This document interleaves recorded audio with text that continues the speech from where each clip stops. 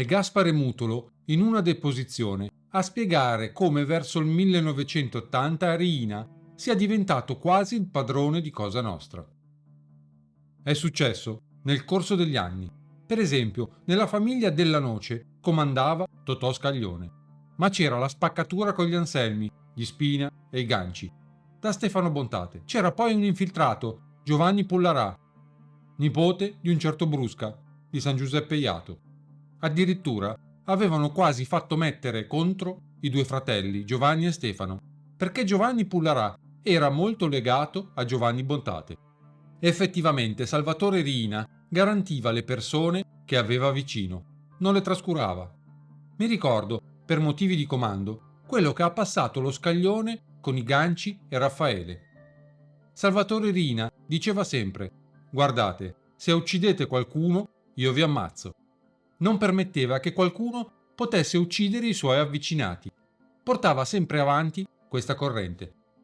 Nella famiglia di Passo di Rigano, per esempio, fino a quando comandava Salvatore Inzerillo, tutti gli altri non contavano niente. Lo stesso era in tutti i posti, quindi c'era malumore e sete di potere, anche se non si manifestava. Per l'esperienza che ho, si arriva a un certo punto nel quale i soldi non interessano più e si vuole comandare, probabilmente per avere prestigio ed essere importante. Però, nello stesso tempo, ci sono altre persone che potrebbero emergere e vengono soffocate dalla figura più forte. Quindi, se non c'è un rapporto effettivamente amichevole o affettuoso, Riina ha scavato e trovato nel tempo quelle persone che per un motivo o per l'altro potevano non andare d'accordo con i loro rappresentanti. È cresciuto così, in tutte le famiglie. È andata così.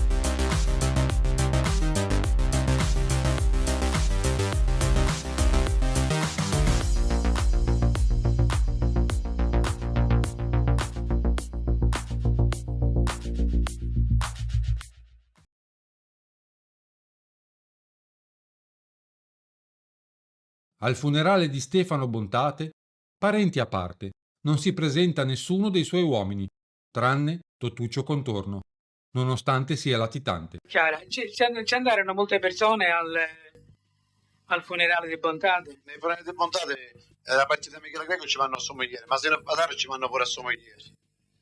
Ah. Tante gente ce ne sono andati pochi. Io mi riferisco nella morte di Ammazzara Bontà. Io pensavo, essendo un uomo della famiglia Bontà, da latitante con 26 anni, mi dicevo, o voglio Bontà per sentire qualcosa.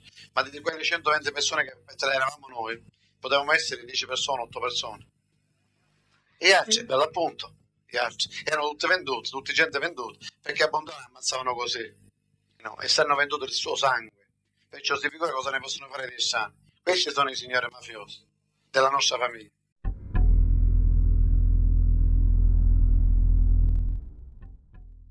Bontate, poco prima di morire, aveva ordinato un'alfetta blindata che non era stata consegnata in tempo.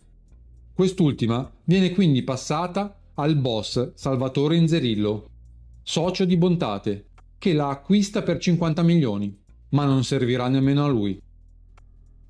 Già la sera della consegna dell'auto, i corleonesi avevano provato la forza di penetrazione dei colpi dei Kalashnikov sui vetri blindati della gioielleria Continuo. A tradire anche Inzerillo è uno di quelli che è andato a ritirare l'auto al concessionario, addirittura a Caronno Pertusella, in provincia di Varese. Si chiama Salvatore Montalto. Ma i Kalashnikov non dovranno nemmeno penetrare l'auto.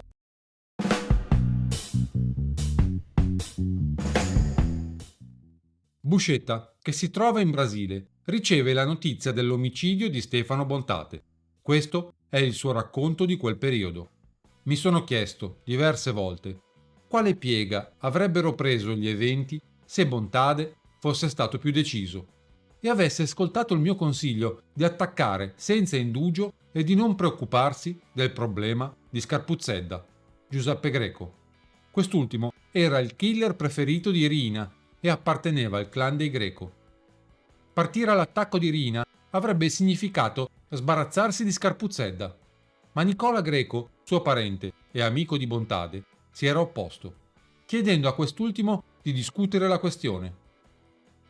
Stefano aveva esitato, anche perché mettersi contro Nicola Greco ed eliminare Scarpuzzedda avrebbe comportato uno scontro con tutto il potente clan dei Greco. Questa esitazione gli era costata la vita. Rina era arrivato per primo e lo aveva fatto uccidere proprio da Scarpuzzedda.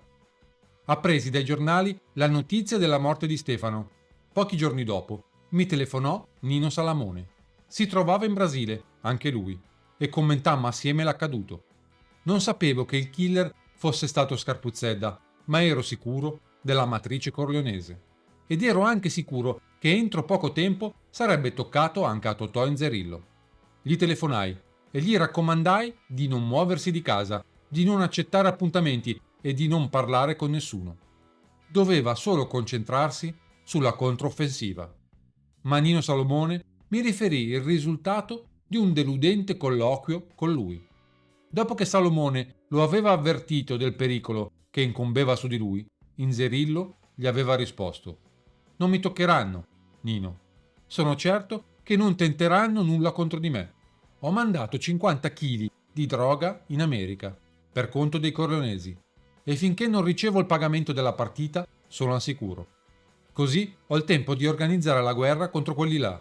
In questo modo Totò Inzerillo aveva confermato di essere un ragazzino, uno stupido ragazzino, e che i corleonesi avevano fatto bene, dal loro sadico punto di vista, a eliminare Bontade per primo.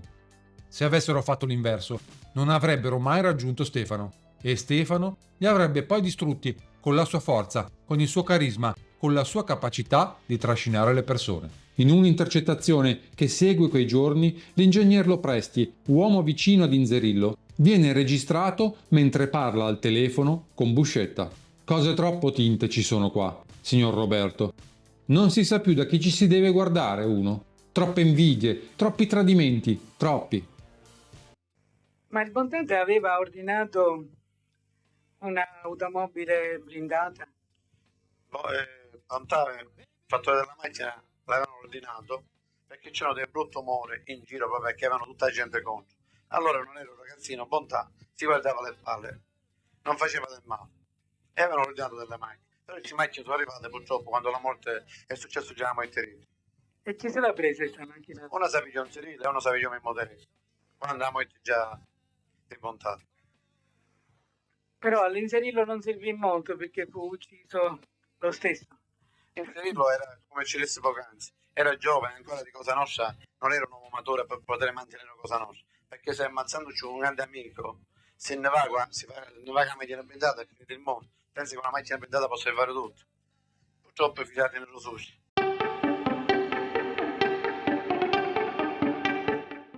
Quindi, nemmeno la morte di Bontate riesce a convincere Inzerillo a fare attenzione e a prendere maggiori precauzioni sulla pericolosissima avanzata dei corleonesi, che stanno facendo terra bruciata intorno a lui, puntando anche sull'amicizia di boss che, compreso il periodo, sono passati dall'altra parte, come Michele Greco, detto il Papa. Inzerillo e Riina, a quanto pare, investono in quel periodo una somma importante in una partita di droga. Per tale ragione, Totuccio ritiene di essere al riparo da qualunque rappresaglia. In realtà ha compreso ben poco. I corleonesi non sono disposti ad accontentarsi delle briciole e vogliono essere loro a gestire in maniera diretta il traffico di droga con gli Stati Uniti. Inzerillo trafficava oltreoceano grazie ai suoi parenti americani, la potente famiglia dei Gambino. Badalamenti, grazie ai suoi parenti a Detroit, si era creato un canale tutto suo. A Riina e ai corleonesi, invece, nessuno se li filava oltreoceano. Era giunto il momento di non chiedere più favori agli Inzerillo o ad altri. Riina voleva crearsi il proprio spazio verso l'America e uccidere Salvatore Inzerillo diventa dunque una priorità per Riina e Provenzano. Inzerillo, come detto in precedenza, poco avvezzo a prendere precauzioni, non si fa problemi a recarsi dalla sua amante. Non a caso, l'11 maggio del 1981 i killer lo sorprendono proprio mentre esce dalla casa della donna con la quale aveva trascorso le ultime ore della sua vita. Sul furgone, che è di colore azzurro, prendono posto Giuseppe Marchese alla guida e nella parte posteriore, dove non poteva essere visto, Giuseppe Greco Scarpuzzedda, Gambino e Antonino Madonia. Seguono Filippo Marchese e Stefano Fontana su una Alfetta, poi Gaetano Carollo e Vincenzo Galatolo su una Golf. Il gruppo giunge in via Brunelleschi. Giuseppe Marchese entra col furgone nella strada privata che costeggia il palazzo, dove è Salvatore Inzerillo. Il portiere dello stabile chiede a Marchese cosa faccia lì e Marchese risponde che deve scaricare dei mobili. Parcheggia quindi il furgone accanto all'Alfetta blindata di Inzerillo. È circa mezzogiorno. Salvatore Inzerillo esce dal portone e si dirige verso l'auto. Giuseppe Marchese dice «Eccolo». E proprio mentre Inzerillo apre lo sportello dell'Alfetta, da dietro, senza poi più scendere dal furgone, Greco, Gambino e Madonia iniziano a sparare. Madonia e Greco con i Kalashnikov, Gambino con un fucile a pompa. Prima di arrivare sul luogo dell'agguato, Marchese aveva urtato con lo specchietto retrovisore un altro furgone. Per evitare questioni era sceso e aveva pagato i danni al conducente. Il felice esito dell'operazione viene festeggiato pochi giorni dopo in una casa vicino a Monreale, presente Totò Riina. C'è però un altro problema per i corleonesi. Si tratta dei parenti di Salvatore Inzerillo, tutti a vario titolo coinvolti in vicende mafiose. Riina sa di dover eliminare la maggior parte dei familiari dell'Inzerillo. Il primo a cadere sotto il fuoco del boss di Corleone è il figlio di Totuccio, il giovane Giuseppe. Nonostante sia ancora un ragazzino, Giuseppe, dopo la morte del padre, dichiara apertamente di volerlo vendicare. Altro errore fatale, perché i corleonesi non hanno pietà per nessuno e uccidono sia lui che Mimmo Teresi, cognato di Stefano Bontade. L'omicidio di Salvatore Inzerillo avvenuto a Palermo l'11 maggio del 1981.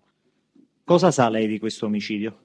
Ne ho preso parte indirettamente. Ne ha preso parte? Personalmente. Personalmente.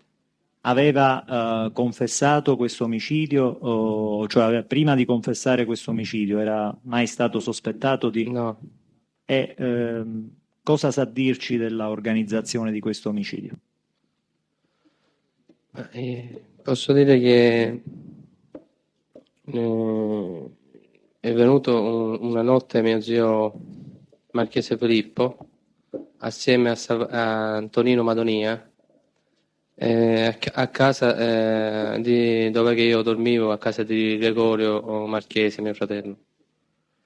Mi disse di scendere, sono sceso e mi disse che dovevamo andare a cercare un furgone che ci serviva subito. Io ho detto che già noi disponevamo di un furgone e che io in precedenza ne avevo rubato uno, che era un furgone dell'Enel. E l'avevamo conservato in diciamo una casa di Baiamonte Francesco, che non ha niente a che vedere con Baiamonte Angelo. Di cui mio zio mi disse: dici, lascia perdere, quello non è possibile perché siamo in troppo a saperlo. E che ci siamo messi alla ricerca, io, mio zio e Madonia e Antonino per trovare questo furgone. Quindi, continuando in questa descrizione, rubato questo furgone, che cosa avvenne? Ci siamo avviati tutte e tre, mio zio e Madonia, in una zona vicino via Brunelleschi, che era una zona tutta alberata. E abbiamo lasciato il furgone là e siamo andati, tutte e tre siamo andati nella casa di Tanino Carollo. Tanino Carollo chi è? Lo vuole ripetere? Tanino Carollo faceva parte della famiglia di Madonia, sotto capo. E a proposito del furgone, ricorda il tipo ed il colore di questo furgone? Era blu. E che marca era? Era un furgone tutto chiuso, c'aveva soltanto gli specchi di dietro che nelle sportelle però sono state coperte. La marca non mi ricordo, un Renault, un Ford, un Mercedes, una cosa del genere. Quindi portate questo furgone in via Brunelleschi, poi vi recate in questa casa di Tanino Carollo che si trova dove? O si trovava dove? Non lo so dove si trova questa casa. Ma era nei pressi del luogo? Sì, vicino dove che abbiamo, poco distante dove abbiamo lasciato il furgone praticamente. Là, e noi praticamente abbiamo aspettato là un bel po' di ore. Quindi 4 e mezza del mattino? Sì. Sì. E dopo, nelle mattinate, mentre che aspettavamo loro che si parlavano, diceva che c'era stato, si aspettava la battuta che doveva dare Montalto, Salvatore. Che significa aspettare la battuta? Ma la battuta è che si dovrebbe dare un ordine sull'obiettivo da colpire praticamente, si aspettava l'ordine praticamente. E lei fino a questo momento aveva saputo qual era l'obiettivo da colpire? No. È arrivato Madonia, Antonino, con Pino Greco, dicendo che se eravamo già pronti e potevamo andare via. E quindi eravate in quale parte della giornata? Ma le 11, 11 e mezza, una cosa del genere. A quel punto che cosa avviene? A quel punto avviene che Stefano Fontana mi dà anche i suoi occhiali, diciamo per camuffamento, in quanto io dovevo mettermi alla guida del furgone. E dietro il furgone praticamente è salito Nino Madonia, Gambino e Pino Greco Scarpozzedda. Niente, succede che noi ci siamo avviati e loro mi indicavano la strada che dovevo fare perché non sapevo quale strada fare. Percorremmo questa strada che era una strada stretta e infatti in quell'occasione si trovava un camion, mi sembra del latte, delle bibite, che era posteggiato, che forse stava facendo delle scariche di bibite, passando con i specchietti retrovisivi.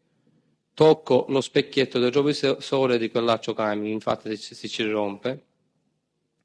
Io mi fermo più avanti per evitare che quello magari potesse inseguire noi e ci poteva dare delle complicazioni su quello che si doveva fare. Scendendo là ci sono andato, gli ho detto se era successo qualche cosa, lui si era fatto male, e mi ha detto che si era rotto il pelo. Io ho dato 50.000 lire. Mi sono messo di nuovo sul camion, gli ho detto fate riparare e me ne sono andato. Con quello di destra.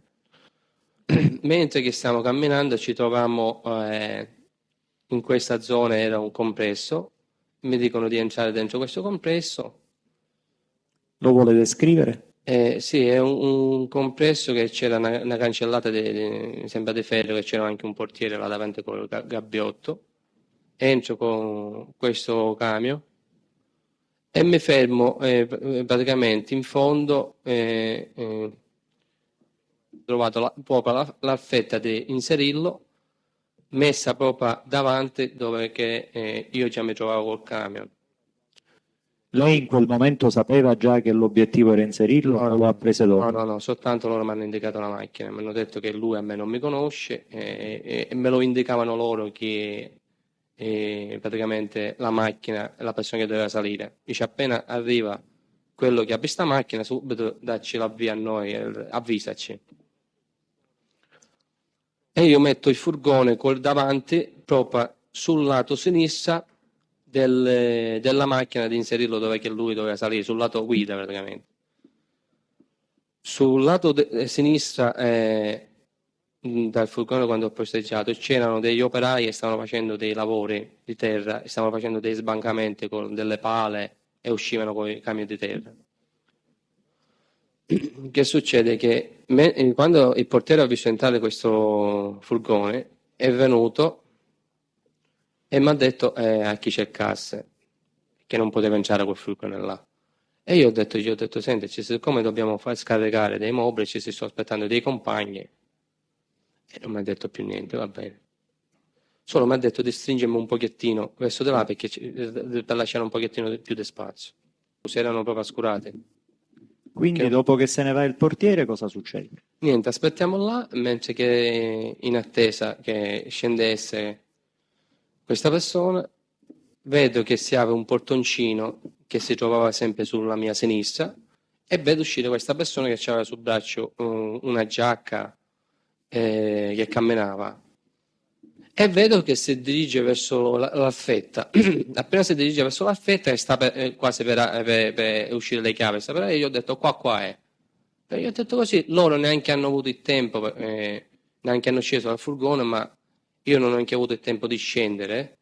E da dentro stesso il furgone hanno messo a sparare direttamente da dentro, trapassando il parabrezza del camion, del furgoncino e colpendo a inserirlo. E infatti io sono rimasto immobile perché le pallottole mi passavano dall'orecchio, no? Niente, sparando, io in quel momento non ci ho capito più niente perché il forte rumore tra i Kalashnikov e diciamo, il fucile automatico, diciamo, la parte davanti del furgone, la cabina, era diventata diciamo, una suoneria. Dopo loro sono scesi, sono andato proprio sul... Quindi loro sono scesi, vuole ripetere i nomi? Sì, Madonia Antonino, Gambino Giuseppe Giacomo Tignuso e Pino Greco hanno sceso e sono andati proprio sopra inserire, praticamente finendo l'omicidio mi fanno loro manovra per farmi uscire diciamo, da quel posto perché era abbastanza stretto. Allora dovevo fare più di una manovra per uscire. Infatti, andando avanti e indietro, ho preso col paraurti di dietro, ho preso il muretto più di una volta perché era stretto e facevo avanti e indietro. E arrivavo poi col paraurti a toccare il muretto. Dopo siamo usciti.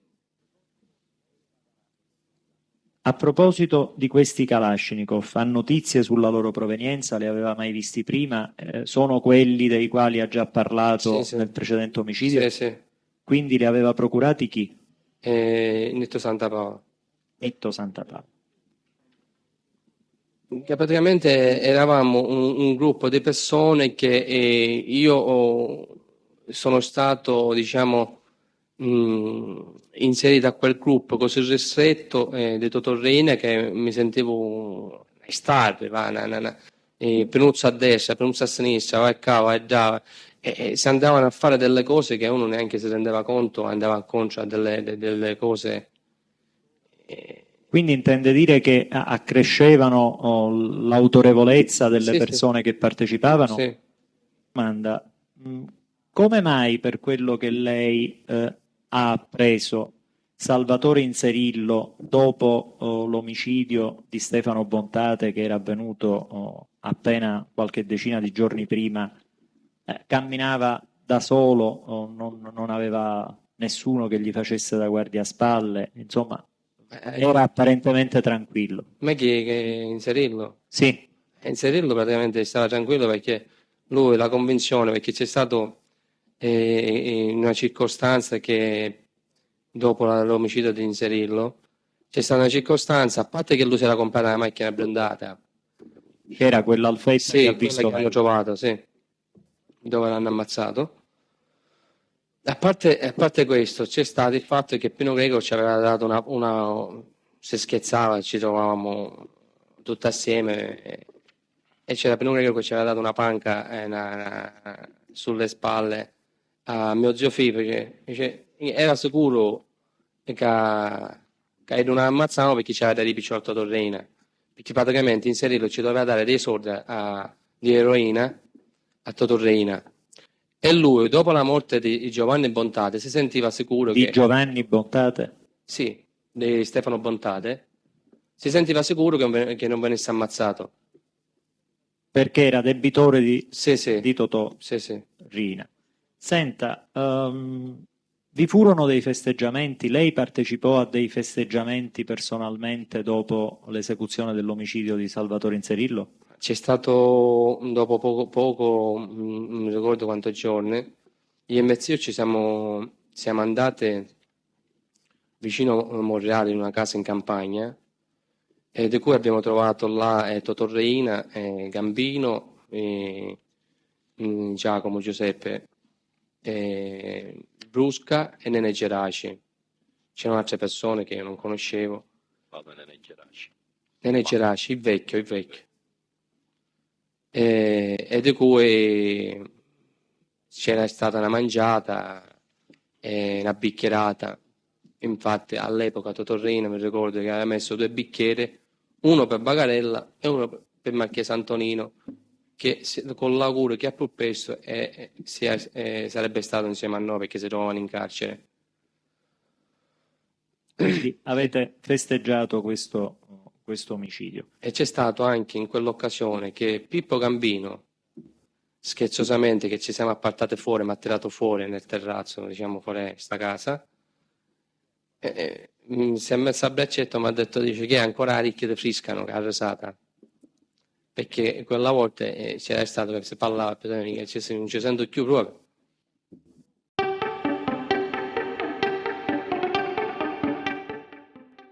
«26 maggio 1981.